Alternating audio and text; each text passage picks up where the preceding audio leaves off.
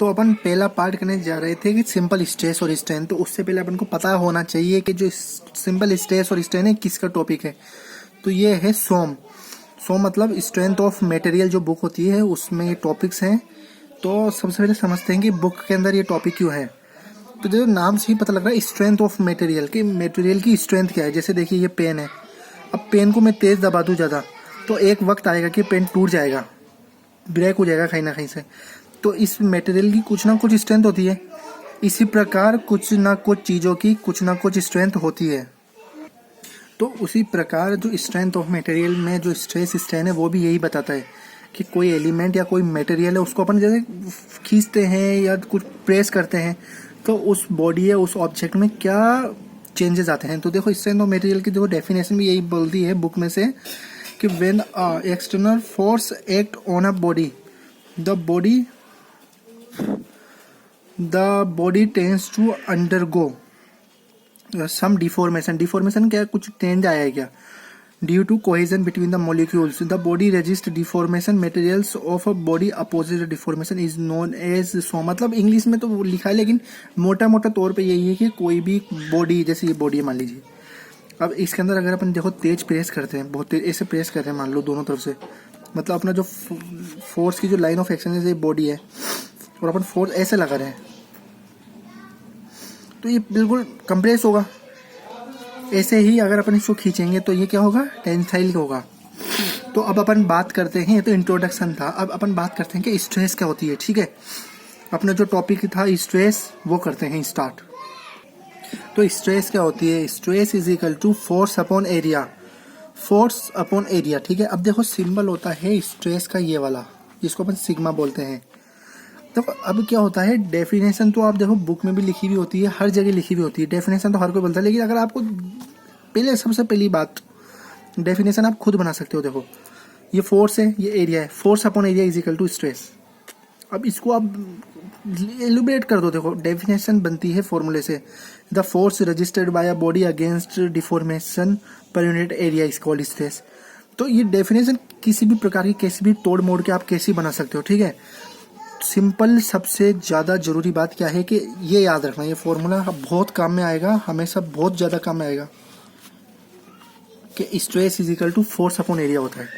और फोर्स की यूनिट क्या होती है, एसआई यूनिट न्यूटन, और एरिया को मीटर स्क्वायर में, तो न्यूटन पर मीटर स्क्वायर, ये याद रखना। और अपन एक और जो क्या बोलते हैं वीडियो लाएंगे जिसमें अपन सब कुछ बताएंगे कि यूनिट को कैसे कन्वर्ट करते हैं, एसआई यूनिट, एमकेएस यूनिट, कैसी यूनिट को कैसे चेंज करा जाता है, किस यूनिट को एस के सिस्टम क्या होता है, सब कुछ उसके अंदर अपन बात करेंगे। अभी तो सिर्फ अपन को इतना याद रखना है और ये रटने की जरूरत नहीं है। देखो स्ट्रेस होती है फोर्स अपॉन एरिया, फोर्स का जो यूनिट होती है वो न्यूटन और एरिया की मीटर स्क्वायर। अब अपन करते हैं स्ट्रेन क्या होता है। स्ट्रेस क्या है कि जैसे स्ट्रेस देखिए, जैसे मान लीजिए ये पेज है, पेज में प्रेस कर रहा हूँ, पेन को प्रेस कर रहा हूँ, तो अब मान के चलिए कि देखिए ये तो क्या फोर्स कितना लगा रहा हूँ, एक तो मैं अपने ऊपर से कितना फोर्स लगा रहा हूँ और कितने एरिया में लगा रहा हूँ, ये स्ट्रेस होता है। स्ट्रेस मतलब कि जैसे मेरा हाथ है, मान लीजिए ये हाथ है, अब ये जैसे ये हाथ है, अब हाथ में ऊपर से तो मैं कितना लगा रहा हूँ और किस जगह लगा रहा हूँ, स्ट्रेस ये होता है और कुछ नहीं बताता। अब अपन बात करते हैं कि स्ट्रेन क्या होता है। ठीक है, तो स्ट्रेन क्या होता है, देखिए स्ट्रेन होता है कि कोई बॉडी है उसकी डायमेंशन में चेंज आना अपन ओरिजिनल डायमेंशन। ये मैंने बिल्कुल सिंपल लैंग्वेज में बोला है कि ये तो फॉर्मूला है। देखिए ये स्ट्रेन का फॉर्मूला है, पहले समझते हैं कि होता क्या है। देखिए स्ट्रेन मतलब ये होता है कि जैसे ये पेन है, अभी मेरे पास पेन है इसलिए पेन से समझा रहा हूँ कि पेन है, ये जितनी लेंथ देखिए पूरे पेज पे आ रहा है। ठीक है, अब आप दोनों तरफ से देखिए, इस कोने से भी और इस कोने से भी फोर्स लगाते हो, यूं किधर यूं खींचते हो, मान लीजिए इसको आप यूं खींच रहे हो तो इसकी लेंथ बढ़ सकती है, थोड़ी बहुत बढ़ सकती है। अगर अपन देखा जाए, अगर अपन टूटे नहीं और अपन ऐसी लिमिट में आ जाए कि इसकी लेंथ बढ़ गई, तो देखो change in dimension upon original dimension is known an stress. इसका बहुत बड़े एग्जाम्पल है अपने रबड़। अब रबड़ तो खींच जाता है ना, रबड़ खींच जाता है, बड़ा हो जाता है, तो उसकी डायमेंशन चेंज हुई अपॉन ओरिजिनल डायमेंशन। तो बस स्ट्रेन यही होता है और कुछ नहीं होता। अब फिर types of strain, types of strain, तो टाइप्स ऑफ स्ट्रेन क्या क्या होते हैं, देखो टेंसाइल स्ट्रेन, पहला लिखना टेंसाइल स्ट्रेंथ, कंप्रेसिव स्ट्रेंथ,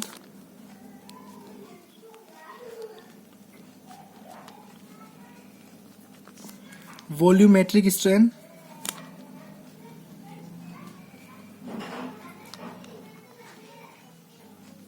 और शियर स्ट्रेंथ। अब कमेंट करके आप ये बता देना कि इसकी डेफिनेशन भी लिखो कि यह डेफिनेशन आप बना लोगे, तो आप बता देना, या फिर चलो मैं लिखवा ही देता हूँ कि छोटी छोटी सी है, वैसे समझना इम्पोर्टेंट है। टेंसाइल स्ट्रेंथ,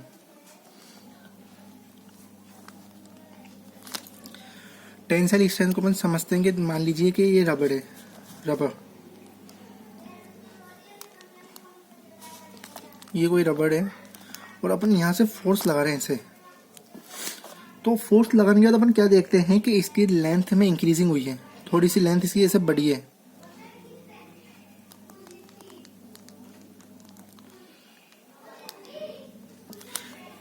तो इंक्रीज होना लेंथ का होता है टेंसाइल स्ट्रेंथ। और अगर आप इनसे वो लिखोगे डेफिनेशन, तो क्या है, the stress induce in a body when subjected to to equal opposite pull as a result so there is a increase in length, the length increase is known as tensile strength. अब इसका formula देखो, simple वही कि increase in length upon original length.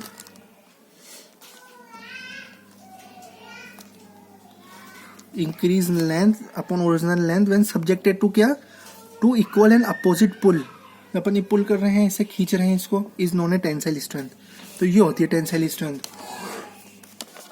अब जैसे अपन P force लगा रहे हैं, इधर मान लीजिए पी फोर्स लगा रहे हैं, एरिया यूज कर रहे हैं, लेंथ यूज कर रहे हैं। तो अब देखो, जैसे मान लीजिए इसको अपन बिल्कुल अच्छी तरह एलोब्रेट कर रहे हैं, तो देखिए जैसे मान लीजिए ये पहले ओरिजिनल लेंथ थी इसकी, ठीक है, और बाद में इसकी लेंथ ये देखिए,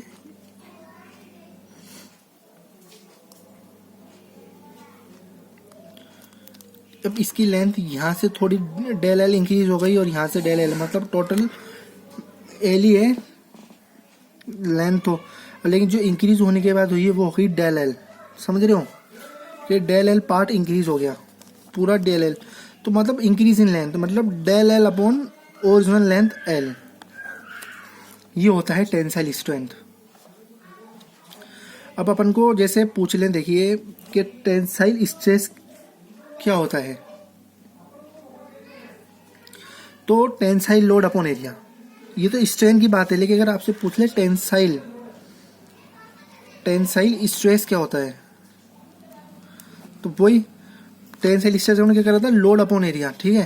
तो लोड अपॉन एरिया, कौन सा load, tensile load upon area is equal to tensile stress. अब एक क्वेश्चन बनता है कि इसकी जो यूनिट है वो क्या होती है, इसकी यूनिट क्या होती है।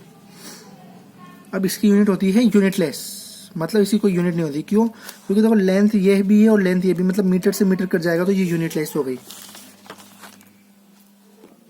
तो कंप्रेसिव स्ट्रेस क्या होता है, तो कंप्रेसिव स्ट्रेस वही है, टेंसाइल स्ट्रेस में अपन ने खींचा था, तो कंप्रेसिव स्ट्रेस में अपन दबाएंगे दोनों तरफ से।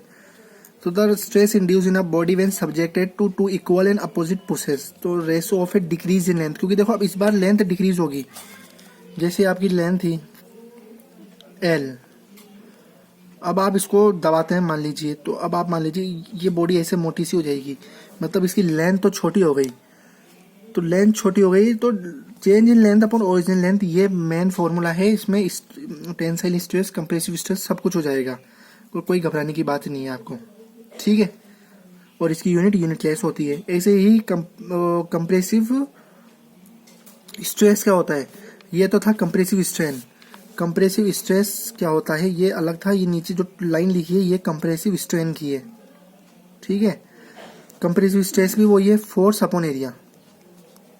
हमेशा याद रखना, फोर्स अपॉन एरिया, पी से डिनोट कर लो, एफ से डिनोट कर लो, किससे भी कर लो, क्योंकि वही बात है, force upon area. Force upon area, कौन सा फोर्स पुश कर रहे हैं अपन, तो कंप्रेसिव फोर्स अपॉन एरिया। अब अपन करते हैं नेक्स्ट शियर की बात। तो शियर स्ट्रेस समझने का सबसे बेस्ट एग्जांपल है ये। पहले तो जॉइंट कौन सा है, ये दो प्लेट है, दो प्लेट क्या हो रही है, ओवरलैप, तो लैप जॉइंट है, तो अपन ने ये रिवेट लगा दी। तो देखो ये टेंजेंसली लगता है शियर फोर्स। आप उस समझने की कोशिश करना कि मेरे दो हाथ हैं और दो हाथ पे ये देखो जैसे मैंने ये लगा दी। अब कोई फोर्स लग रहा है ऐसे कि प्लेट यूं खिंच रही है, देखो यूं, ठीक है।